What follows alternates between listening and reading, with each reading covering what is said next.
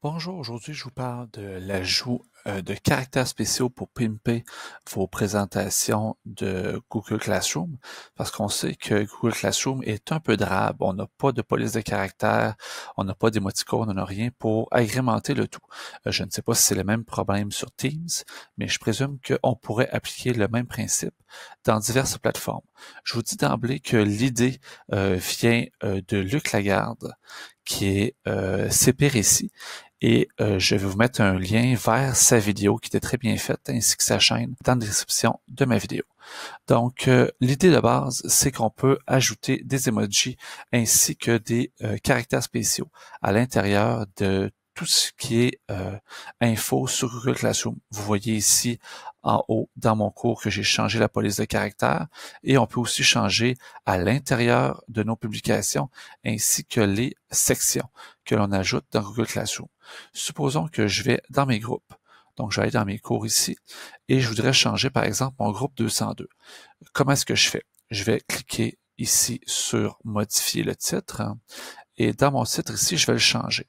Donc, mon titre, c'est Math 202 Apps. Je vais le copier parce que j'ai pas envie de le changer. Je vais aller sur un site qui fait du générateur de texte. Ici, j'ai Fancy Text Generator que je vais mettre dans les liens en commentaire de la vidéo.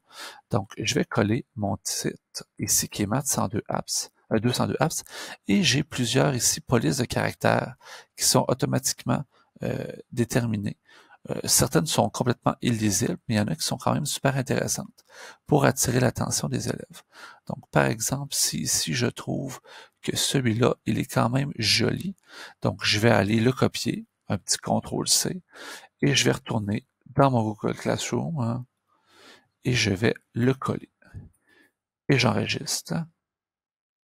Et voilà, mon titre de groupe a changé. Si je rentre à l'intérieur, on voit ici que dans la bannière, le titre a changé.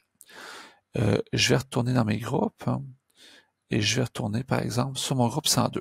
On voit ici que dans mes travaux et devoirs, j'ai changé les infos ici pour info conseiller. Je vais changer ma semaine du 8 au 12 juin. Je voudrais que ça soit plus intéressant pour les élèves. Qu'est-ce que je vais faire? Je vais aller modifier ici, donc renommer. J'aimerais ça rajouter un emoji. Donc, dans les emojis, ici, j'utilise emojicopy.com, mais il y en a plusieurs autres qu'on va mettre en lien sous la vidéo. Je vais mettre le mien ainsi que d'autres de Monsieur Lagarde. Donc, supposons que je veux attirer l'attention des élèves. Je peux faire une recherche ici. Je vais chercher soleil parce qu'il commence à faire beau à l'extérieur. J'ai un beau petit sun ici.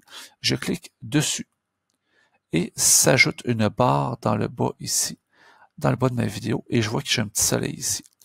Je pourrais en mettre plusieurs emojis. Je vais copier. Une fois que c'est copié, je retourne à l'intérieur de mes travaux et devoirs et je vais faire ici devant CTRL-V. Je viens de rajouter un beau petit soleil devant mon titre. Je pourrais aussi changer la semaine du 8 au 12 juin. Je peux aller dans Fancy Text Generator encore. Je vais coller mon titre et je vais aller voir différentes polices de caractères. Je trouve que celle-ci a l'air plutôt intéressante, disons. Celle-là ici, je la trouve jolie. Je copie, CTRL-C, je retourne sur CTRL-V et je retourne. Voilà, donc qui est un peu plus intéressant.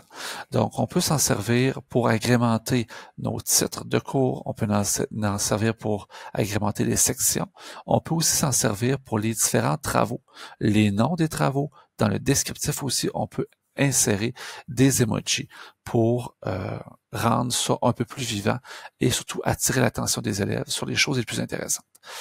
Mais pourquoi s'arrêter là? On peut aussi se servir de cette astuce dans d'autres applications. On peut y aller, par exemple, par exemple ici, je voudrais faire la promotion d'une app par jour, que je vais prendre comme ça ici. Je trouve que la police est quand même assez intéressante. On va prendre celle-là ici. Donc, je peux utiliser cette police-là, par exemple, sur mon Facebook. Ça va fonctionner. Ça va fonctionner sur mon Twitter. Ça va fonctionner si j'écris aux élèves dans l'application Remind. Si je travaille dans Didacti, on sait que Didacti n'a pas de police de caractère. mais vous pouvez utiliser des caractères spéciaux.